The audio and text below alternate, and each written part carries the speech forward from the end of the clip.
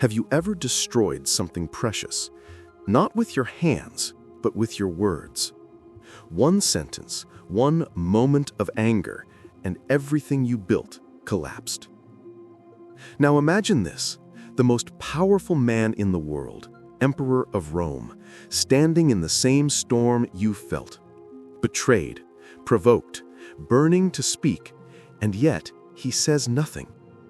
Marcus Aurelius faced the same invisible war you fight today, the war between reaction and restraint. And his silence didn't make him weak, it made him unstoppable.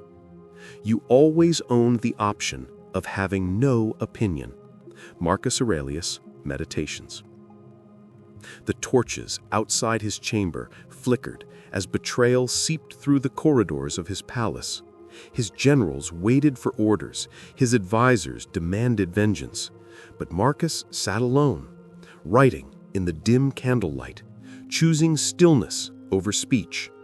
Because he knew, one word spoken in anger can ignite a war no sword could end. That night, silence saved an empire. The Stoics understood something we've forgotten in this age of endless noise, that silence isn't emptiness, it's armor. It's the invisible wall between wisdom and regret.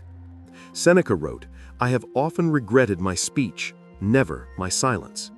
And Epictetus warned, "Let silence be your general rule, or say only what is necessary." But let's be honest, silence hurts. It feels like surrender when your pride is bleeding.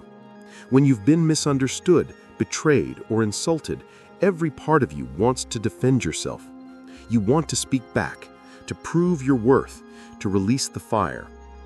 And yet, the Stoics whisper across centuries, don't.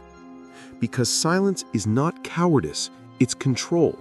It's power without violence, strength without display. It's the voice of a mind that refuses to be ruled by impulse. Zeno of Citium, the founder of Stoicism, said, "Better to trip with the feet than with the tongue." He taught his students to master their silence before mastering their words, for a tongue untrained is a blade without a sheath. So remember this, in moments when your world shakes and every nerve screams to react, those are the moments that define you. The Stoics believed there are 6 such moments where silence must win or everything else will be lost. 6 situations that separate the wise from the foolish, the emperor from the slave, the victorious from the broken. And as we unfold each one, you'll see why the greatest minds in history feared speaking more than they feared death itself. Rome was burning, not from fire, but from fury. The Senate had mocked the emperor's reforms. Soldiers murmured in the camps, and whispers of betrayal reached every corner of the capital. Marcus Aurelius stood at the center of it all, not as a god, but as a man trembling under the weight of wrath. He had been betrayed by those he trusted most, and yet he did not shout. He did not accuse. He did not even defend himself. He turned inward and wrote, "The best revenge is to be unlike him who performed the injury." That single act, his silence, became an empire's salvation. Because Marcus understood what few of us ever will, that anger is a fire that burns first within the one who holds it. To release it through words is to cast sparks into dry grass. The Stoics called anger the brief madness. Seneca wrote entire treatises on it. Anger, if not restrained, is frequently more hurtful to us than the injury that provokes it. He had seen its destruction firsthand. As Nero's advisor, he watched the young emperor destroy lives, families, and himself through uncontrolled rage. And Seneca, powerless to stop it, realized that the loudest anger is always the weakest reason. Imagine that moment, the court trembling as Nero screamed, his words cutting deeper than any sword. Seneca's eyes lowered, his lips still, not out of fear, but understanding. He had learned that silence in the face of rage was the only way to survive it, and sometimes the only way to win. How often have you felt that same fire? The text you almost sent, the argument you replayed 100 times in your mind, the need to say something, anything, just to prove you're right. But every word spoken in anger steals a piece of your peace. It's the voice of your ego demanding validation. And the Stoics taught, nothing enslaves a man faster than his own emotions. Epictetus said, when anger rises, think of the consequences. But thinking requires silence, and silence requires strength. It's easy to explode. It takes mastery to breathe, to pause, to step away from the battlefield of the moment. Marcus faced rebellion, betrayal, and death, yet his meditations never once curse a man's name. Why? Because he saw anger as a test of self-control. He wrote, "How much more grievous are the consequences of anger than the causes of it." So the first situation where silence must reign is this, when anger burns and your tongue becomes a sword. Because in that moment, your words are not tools of truth, they are weapons of destruction. And the Stoics knew no man ever won a battle against his own fury. The world tells you to speak your mind. The Stoic whispers, control it first. For silence in anger is not suppression, it's strategy. It's how emperors keep their thrones and how ordinary men keep their souls. When you feel the heat rising, remember Marcus, the emperor who ruled a world but refused to be ruled by rage. Remember Seneca, who saw power and anger destroy a king. And remember Epictetus, the slave who taught the true freedom begins when the tongue obeys the mind. This is the first threshold of Stoic silence. But there are others, moments more subtle, more dangerous, where silence is not just wisdom, it's survival. In the next, we descend into the second, a silence that guards not against anger, but against pride. Pride, the quiet whisper that says, they should know who I am. It hides behind our achievements, our status, our words. It is the invisible hand that pushes us to speak when silence would serve us better. And in ancient Rome, pride destroyed more men than any sword ever did. There was a day when Seneca stood before the Emperor Nero, a man once his pupil, now his tyrant. Nero's arrogance had outgrown his wisdom. His court was filled with flatterers, not philosophers. And yet, Seneca stood there, silent, as Nero paraded his own brilliance before him. Many wondered, why doesn't he speak? Why doesn't he defend his dignity? But Seneca knew that words born from pride are seeds of ruin. He had written long before, "He who boasts of his virtue loses it." For pride always demands witnesses, while virtue needs none. In our world, this lesson is harder than ever. We live in an empire of eyes, everyone watching, everyone performing. Every post, every comment, every argument is a cry for validation. We don't seek truth, we seek recognition. But the Stoics taught that the need to be seen is the surest sign that you've lost sight of yourself. Marcus Aurelius, even as emperor, refused to call himself great. He reminded himself each dawn, "Soon you will have forgotten all things, and all things will have forgotten you." Imagine that, the ruler of the known world, reminding himself of his own insignificance. While Rome adored him, he trained his soul to be invisible to praise. That is why he never lost himself to glory. The Stoics understood that silence in pride is not humiliation, it is liberation. Epictetus, born a slave, arose to become one of the most respected philosophers in history. Yet he taught, "If you wish to improve, be content to be thought foolish and stupid." Can you bear that? To be misunderstood and still stay silent. That was his test, and it is still ours.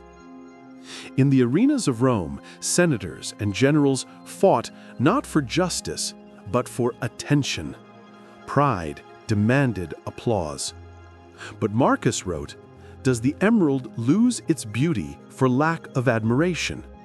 He meant this: true worth is indifferent to recognition.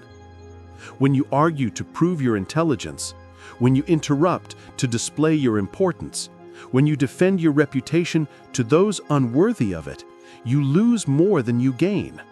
Pride makes noise. Wisdom makes peace. The Stoics believe the second situation demanding silence was this: when your ego begs to be heard. Because every time you speak from pride, you trade your peace for perception. Silence then becomes an act of rebellion, a declaration that your value is not for others to measure. The wise man does not need to announce his greatness. He embodies it quietly. So when the urge to prove yourself rises, remember Seneca before Nero. Remember Marcus reminding himself of dust and time.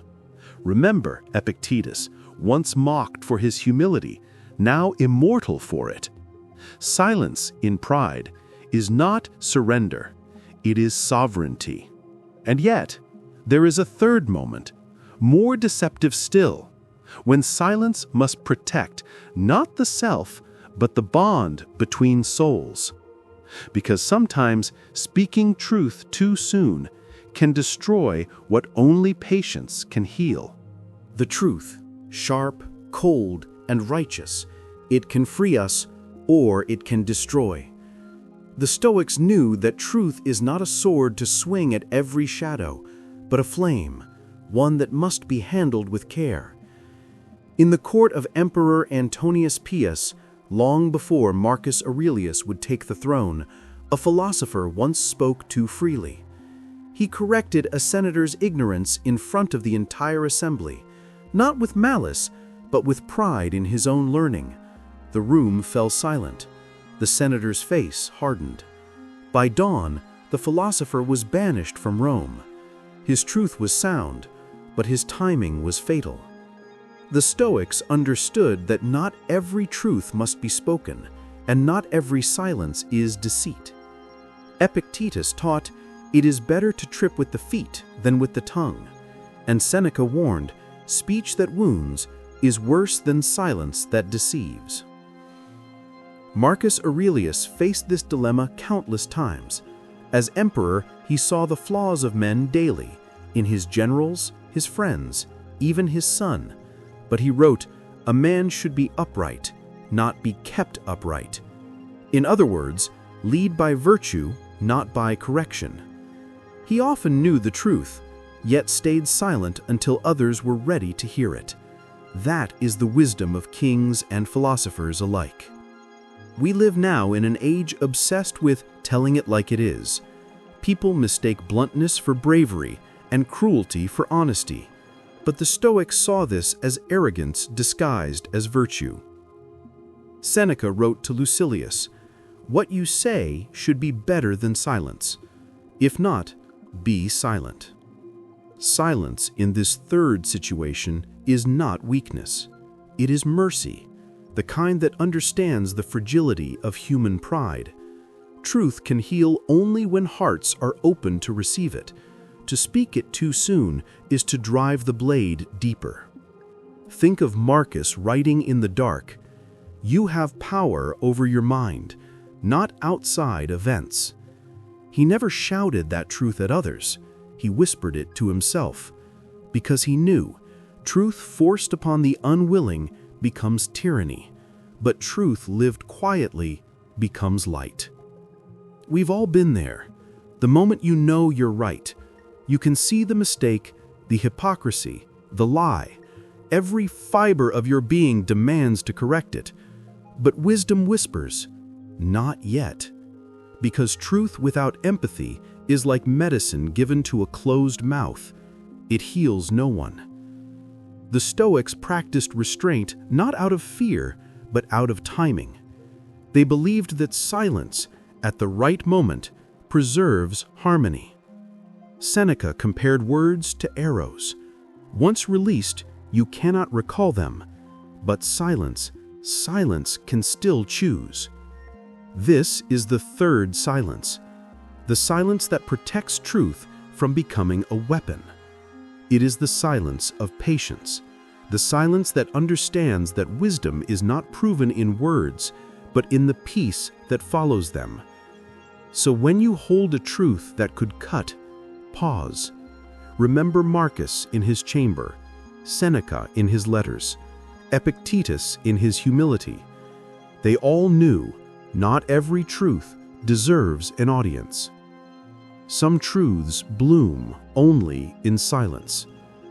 And beyond this is a fourth kind of silence, more dangerous still, a silence not born from anger, pride, or mercy, but from fear. The Stoics faced it in courts, in exile, in death itself. It is the silence before injustice, and how we must master it. The Roman court was a theater of power. Marble pillars, crimson robes, whispers of intrigue. And in its center, Seneca stood before Nero, the emperor he once guided toward virtue. He had warned him against cruelty, pleaded for mercy, and for years endured his madness in silence. But on that day, Nero accused him of conspiracy. The philosophers and poets who once praised Seneca now looked away, and Seneca, calm and silent, accepted the sentence of death. It was not weakness, it was acceptance, the purest form of Stoic courage. He wrote before his death, "What need is there to weep over parts of life? The whole of it calls for tears." Seneca did not fear dying. He feared betraying his principles with desperate words. His silence was his last act of defiance. The Stoics never confused silence with submission. They believed there are moments when silence becomes complicity, when justice demands a voice. Epictetus taught his students that virtue requires discernment. Silence is beautiful when it guards wisdom, but shameful when it guards fear. Marcus Aurelius lived this truth from the throne. When governors abused their power, when soldiers oppressed the weak, he did not stay silent out of comfort. He spoke with calm authority, never with fury. His silence ended when justice required speech. He wrote, "Waste no more time arguing what a good man should be. Be one." This was the Stoic paradox, knowing when silence is noble and when it becomes cowardice. The difference lies not in the act, but in the motive. Silence driven by fear is decay. Silence chosen by reason is discipline. Picture Epictetus, once a slave, beaten by his master. His leg twisted until the bone cracked. He said only, "You will break it." And when it broke, he added, "I told you so." That silence was not surrender. It was sovereignty, the refusal to let pain corrupt his soul. But had he stayed silent while others suffered unjustly, that would have been betrayal. The Stoics lived at the edge of this moral blade, to speak or not to speak.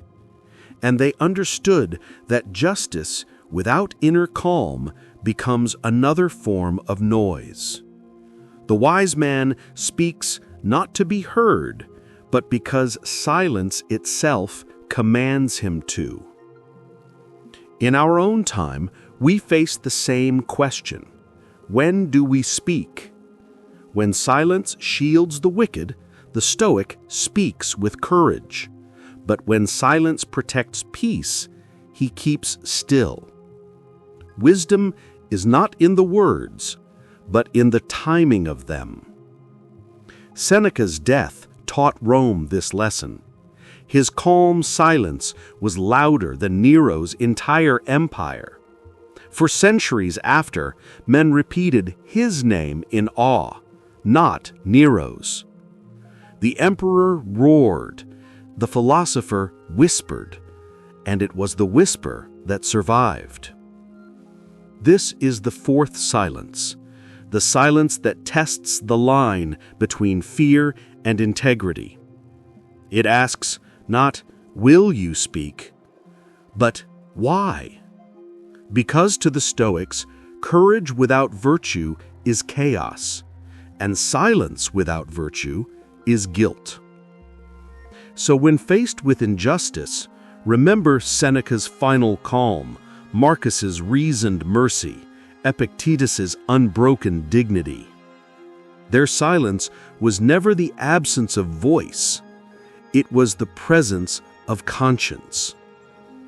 But there is another kind of silence, colder, lonelier, more inward. The silence not between you and others, but between you and yourself. It is the silence that comes when life collapses, when grief speaks louder than words. When the plague swept through the Roman Empire, Marcus Aurelius lost everything a man could lose: his soldiers, his cities, and his own children. History records that the emperor who ruled millions knelt beside a child's bed and wept in silence. He did not command the gods, he did not curse the heavens, he did not ask why. He simply wrote, "Accept whatever comes to you, woven in the pattern of your destiny, for what could more aptly fit your needs?" That is not resignation, it is understanding. Grief, to the Stoics, was not an enemy, it was a teacher. Seneca, too, knew its sting. When his only son died, friends urged him to cry out, to let the world see his sorrow. Instead, he answered gently, "I do not wish to be unmoved, but I wish to overcome."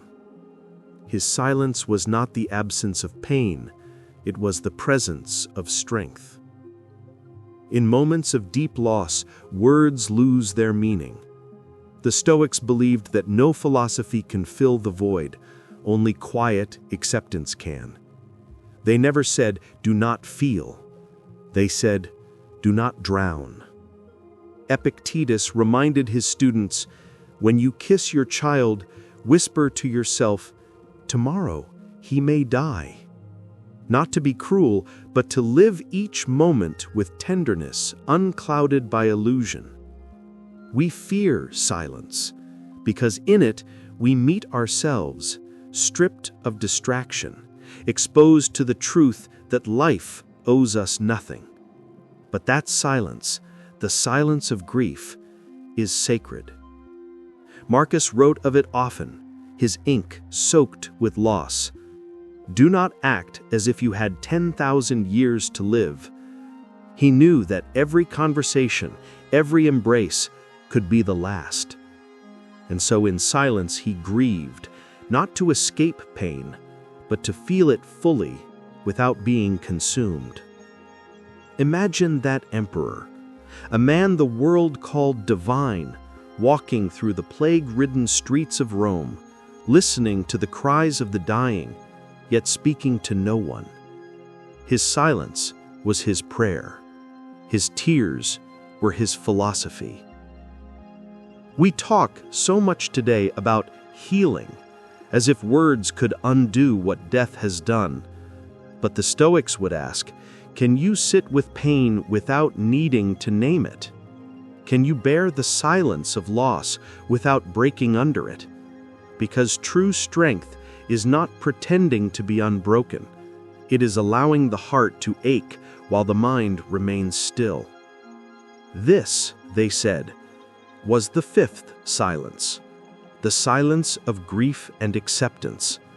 It is the silence that follows the storm, when the world seems too heavy for words. The silence that honors what was lost without resisting what is. Seneca wrote to his mother after years of exile, "I am not without sorrow, but I am without complaint." That is the Stoic ideal, to let sorrow soften the heart, not harden it. And yet, after the silence of grief comes another trial, subtler, but deadly to the soul. It is the silence required not in pain, but in judgment. Because sometimes the most dangerous words are not spoken in anger or grief, but in gossip, in opinion, in idle talk that poisons without intent. And that brings us to the sixth and final silence, the silence that guards the mind from corruption. In the golden halls of Rome, conversation was a weapon. Behind every polite word hid a political move. Behind every compliment, a test of loyalty. Senators traded rumors like soldiers traded blows. And yet, among them sat Marcus Aurelius, quiet, listening, detached. When others spoke ill of generals or mocked the failures of friends, he simply wrote, "If it is not right, do not do it. If it is not true, do not say it." The Stoics believed that words shape the soul. Every judgment spoken aloud about others, about fate, about ourselves, leaves a mark on the mind. To them, gossip was not merely impolite, it was spiritual decay. Epictetus warned his students, "When you are tempted to talk about another, ask yourself, what fault of mine is being awakened?" He knew that gossip is projection, that judgment reveals more about the speaker than the subject. Seneca, too, wrote against idle talk. "We are always complaining that our days are few, yet acting as though there will be no end to them. Avoid those who are idle in speech, for their words steal your time, and time is your life." In ancient Rome, gossip could ruin reputations, even end lives. But the Stoics cared less about social consequence and more about inner pollution. They taught that each time you speak without purpose, your soul grows noisy, and wisdom cannot live in noise. Marcus understood this.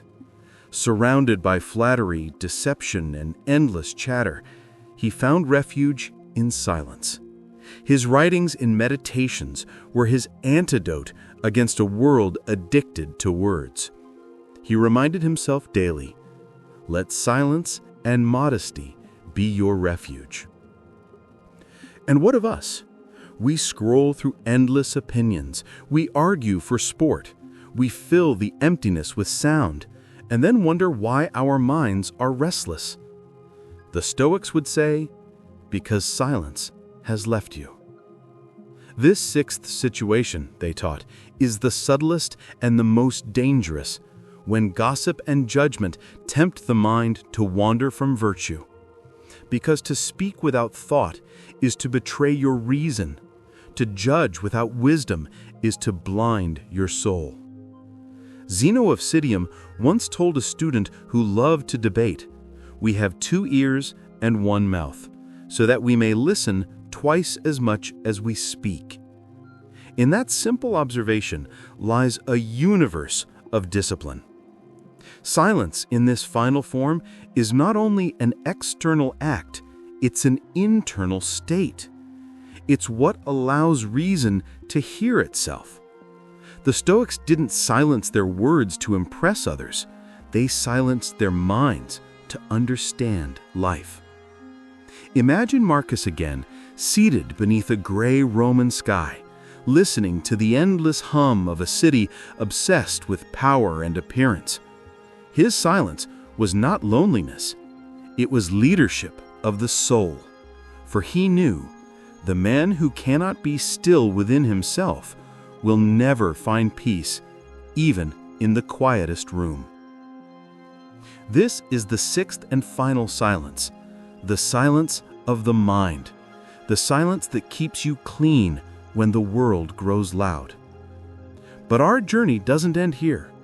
For each of these 6 silences, anger, pride, truth, injustice, grief, and gossip, they all point to one deeper truth, one that Marcus discovered near the end of his life.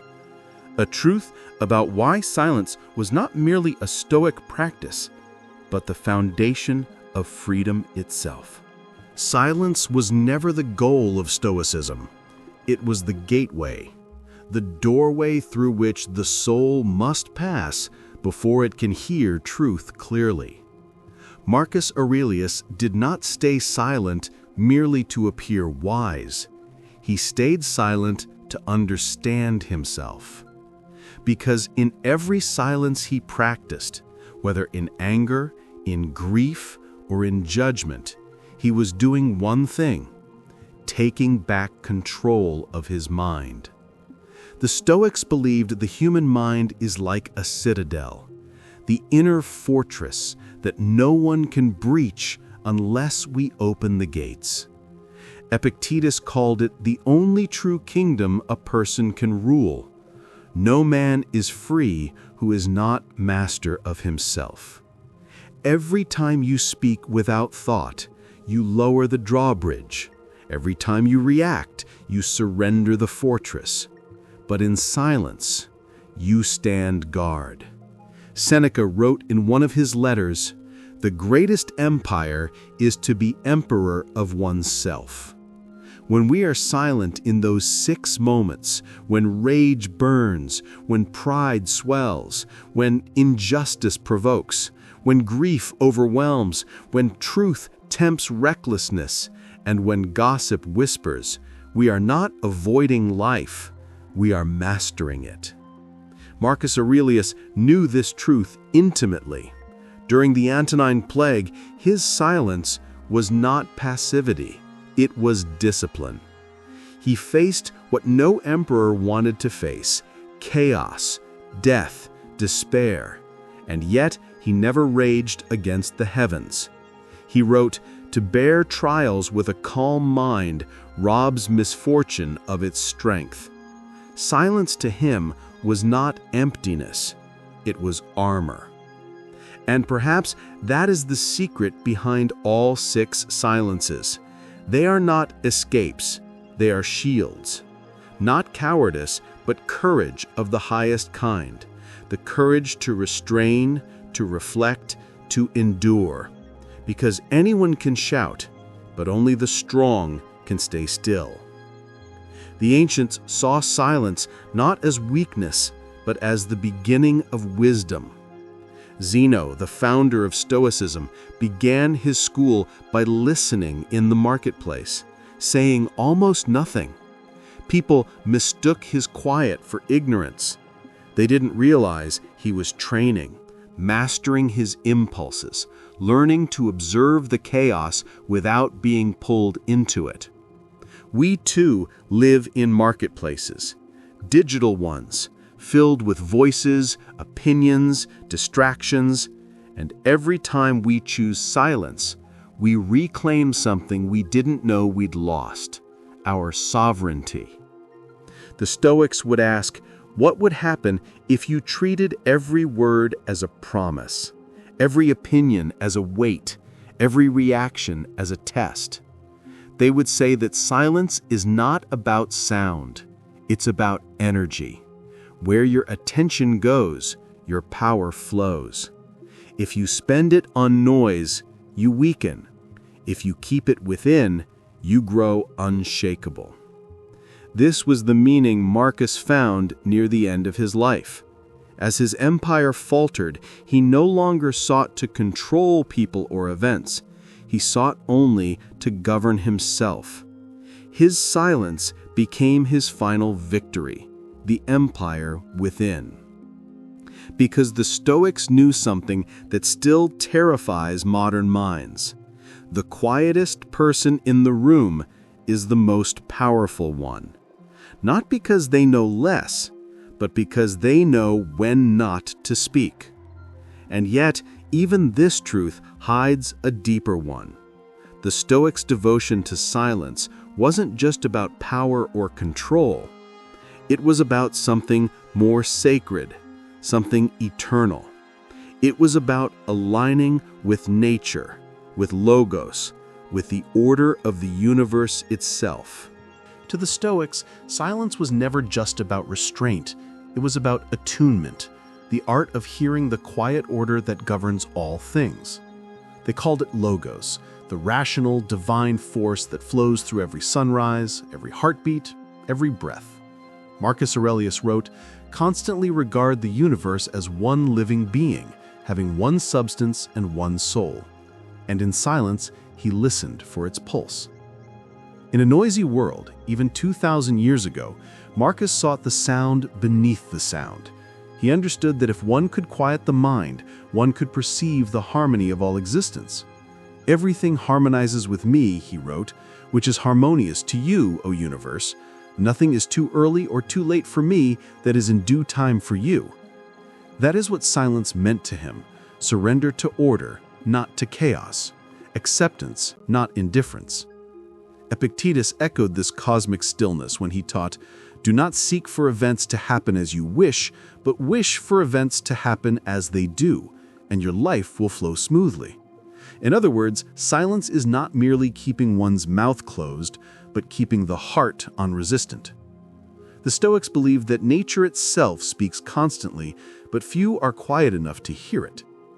Zeno and Cleanthes, walking the Stoa of Athens, said that silence was a form of listening to reason itself, the voice of God through the order of things. When we rage, gossip, or overreact, we fall out of rhythm with that order. But when we are silent, we align again with the flow of existence. Seneca described this alignment beautifully. The fates guide the willing, but drag the unwilling. To him, silence was the act of willingness, a surrender that allows peace to emerge.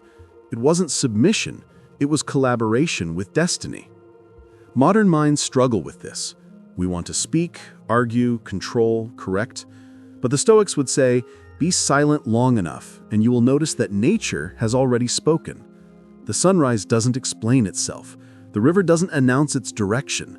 The oak doesn't justify its growth. They move with quiet certainty, and so should you. To the Stoics, that was divine wisdom, to act with purpose, to speak with reason, to accept with calm. Marcus wrote, "The universe is change, life is opinion." Only in silence could he separate the two.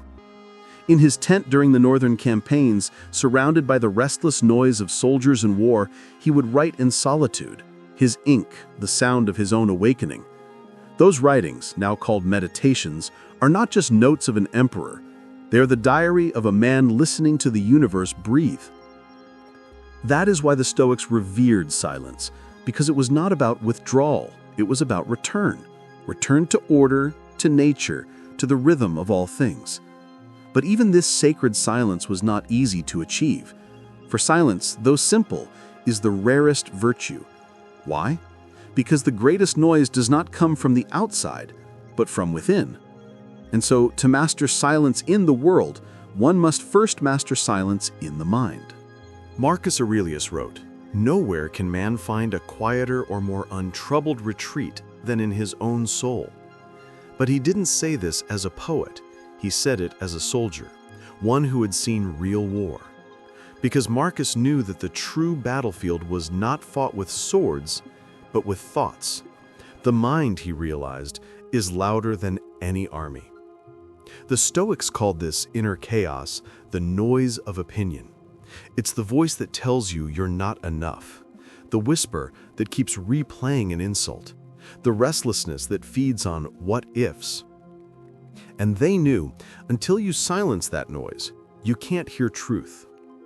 Epictetus trained his students in this inner discipline daily. He said, "It's not what happens to you, but how you react to it that matters." But few notice the deeper meaning beneath those words. He wasn't only teaching calmness, he was teaching silence. Because before every reaction, there's a space, a silent pause where choice lives. Lose that silence, and you lose yourself. Seneca described the same war in his letters. "We suffer more in imagination than in reality," he said. What is imagination if not the noise of the mind running wild? The Stoics saw it clearly. Pain often comes not from life, but from the stories we tell ourselves about life. To them, silence wasn't an escape from thought. It was the control of thought. Marcus wrote during the chaos of war and plague, "Your mind will take the shape of what you frequently hold in thought." That was his greatest warning, that the noise you allow becomes the world you live in. And so he practiced silence, not in monasteries, but in battlefields. He would rise before dawn, look over the frozen camps of his legions, and before issuing a single command, he would retreat inward, into that private fortress of thought where no enemy could follow. There, he found stillness. There, he found reason. There, he found himself. That inner silence is not passive, it's an act of strength. The Stoics called it ataraxia, tranquility of soul. Not numbness, but unshakable clarity. Imagine being insulted, and your mind doesn't even flinch. Imagine facing loss, and your heart stays steady, compassionate, awake. That is Stoic silence, not the absence of feeling, but the presence of control. We think silence means doing nothing.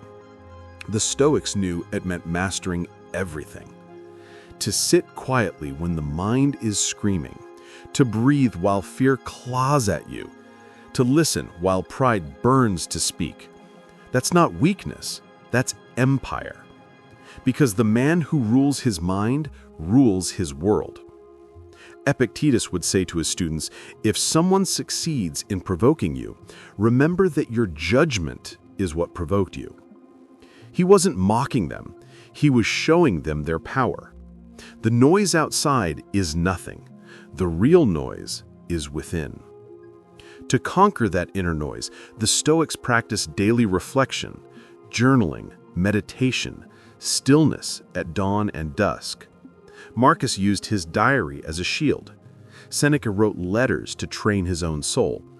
Epictetus spoke aloud to his students, not to preach, but to discipline his tongue, to make every word an act of reason. They understood that silence, when practiced internally, becomes the root of every virtue: patience, humility, temperance, courage. Without silence, there is no space for choice. Without choice, there is no freedom. And that was the Stoics' secret all along. Freedom is not the right to speak. It is the ability to stay silent when speaking would enslave you. Yet there is one more silence that transcends them all, one that even Marcus dared not name directly. The silence not of man, but of death itself. The silence that comes for all and tests what we have learned. Death, the one silence that none can break. The one moment when every word, every argument, every ambition falls quiet. Marcus Aurelius wrote, "Do not act as if you were going to live 10,000 years. Death hangs over you. While you live, while it is in your power, be good." He did not write that to frighten himself, but to remember that time, like breath, is borrowed. The Stoics did not run from death. They studied it, befriended it, rehearsed it daily. Seneca advised, "Let us prepare our minds as if we'd come to the very end of life. Let us postpone nothing. To him, death was not a future event, but a teacher walking beside him every day, whispering, "Speak less, live rightly, let nothing petty steal your peace." Epictetus told his students, "I cannot escape death, but I can escape the fear of it." That was the final Stoic silence, to meet death without noise, without pleading, without resistance, not as surrender, but as understanding. In ancient Rome, death was everywhere. Plagues, wars, executions, betrayal. Yet the Stoics did not despair. They saw in mortality the ultimate reminder of impermanence. Zeno himself died laughing, they say, after tripping and breaking his finger. He struck the ground and said, "I come, why do you call me?" as if answering fate's gentle knock. Marcus, writing during his final illness, did not lament his failing body. He wrote only of perspective. "Soon you will have forgotten all things. Soon all will have forgotten you." He wasn't being morbid, he was freeing himself from the illusion of permanence. In that acceptance was peace. The Stoics called this meditation memento mori. Remember, you must die. But it wasn't about gloom, it was about gratitude. For every silence before death is a chance to live more truthfully. When you know the clock is ticking, vanity fades, anger dissolves, gossip loses its taste. What remains is what truly matters: reason, virtue, love. Seneca once said, "He who has learned how to die has unlearned how to be a slave." And what is slavery, if not the fear of loss, the fear of silence, of endings, of nothingness? The Stoics shattered that illusion. They believed death was simply nature reclaiming its elements, fire returning to fire, dust to dust, soul to soul.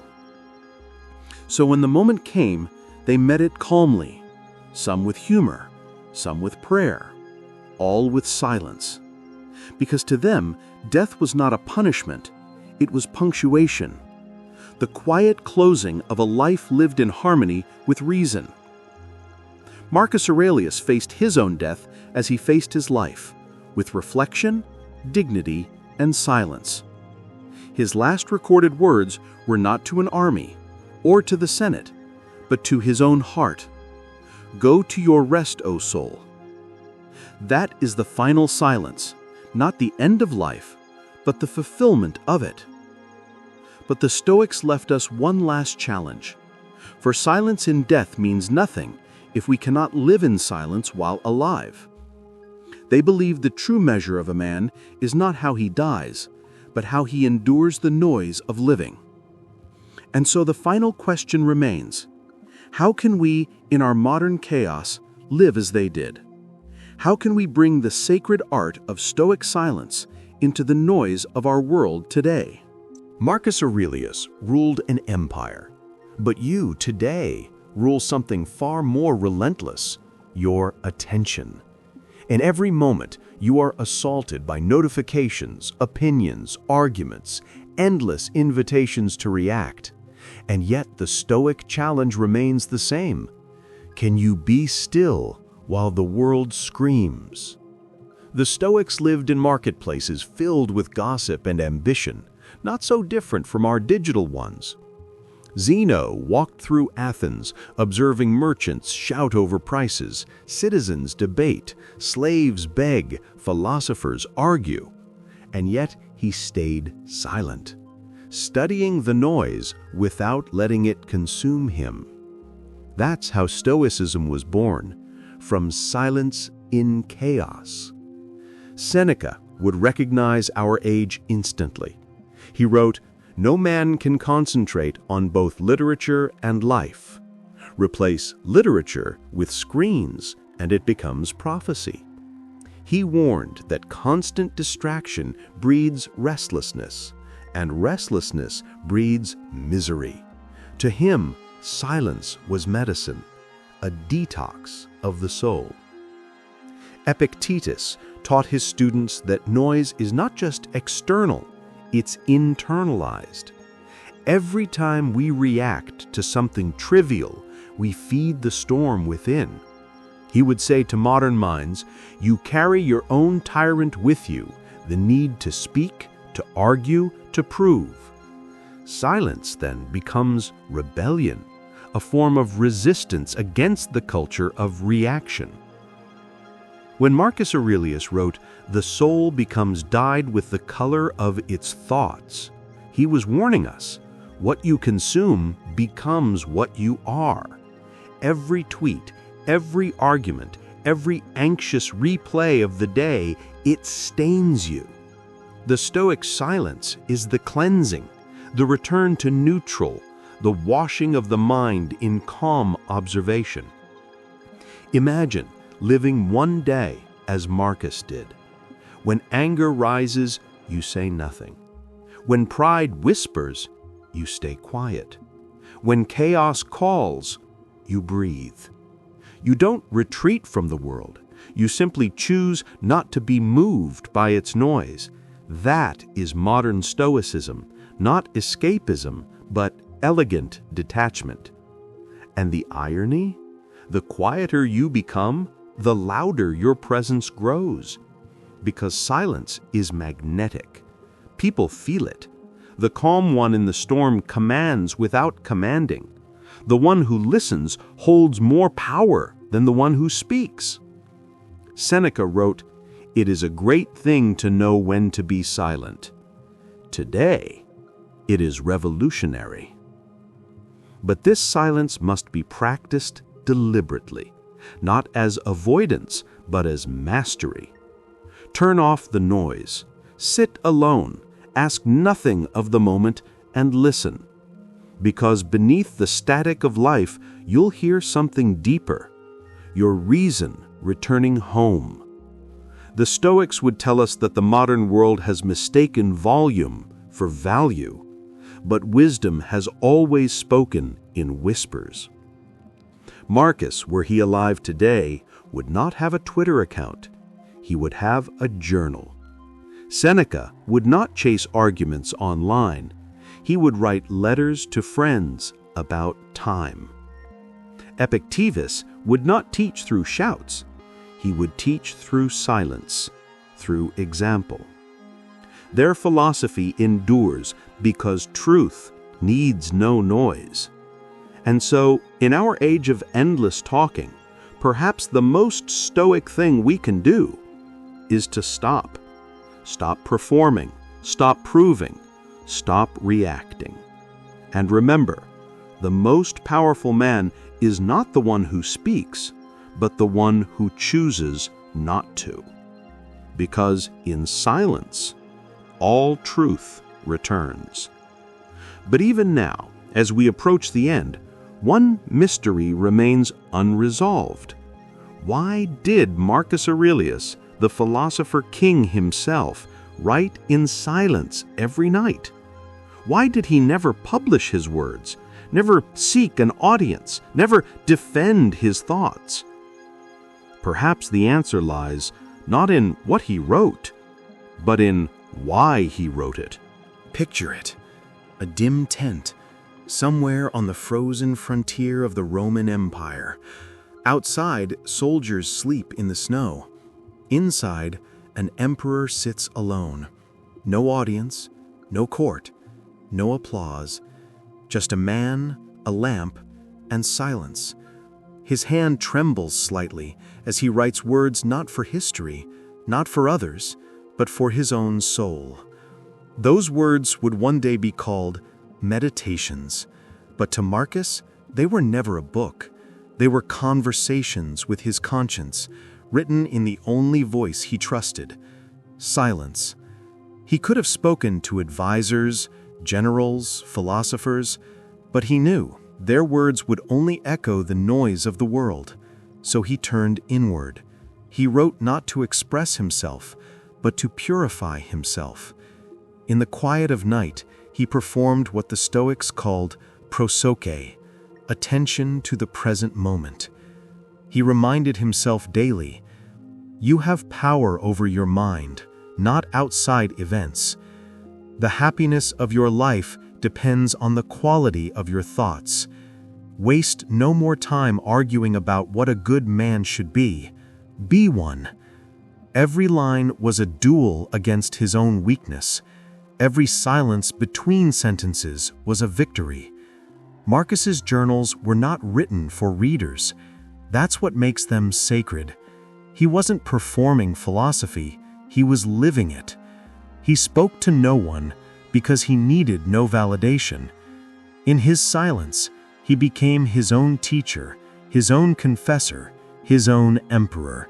That is the truest Stoicism, the philosophy practiced when no one is watching. Seneca said, "The first step to wisdom is silence, the second is listening." Marcus embodied both. In listening to his thoughts, he uncovered truths that noise could never reveal. He discovered that self-conquest begins with solitude. Epictetus would have smiled if he'd seen him there. The slave who once taught that freedom lies in the mind would recognize his student, the emperor, still practicing the same lesson in the dark. Because that was the hidden essence of Stoicism, not power, not glory, not eloquence, but inner freedom. Marcus wrote, "Look well into yourself. There is a source of strength which will always spring up if you will always look, and that strength grows only in silence." His writings survived centuries not because they were loud, but because they were honest.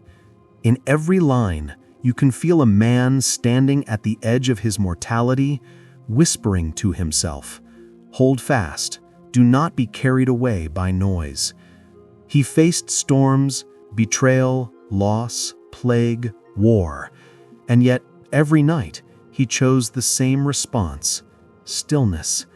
His silence was his legacy, his restraint, his rebellion.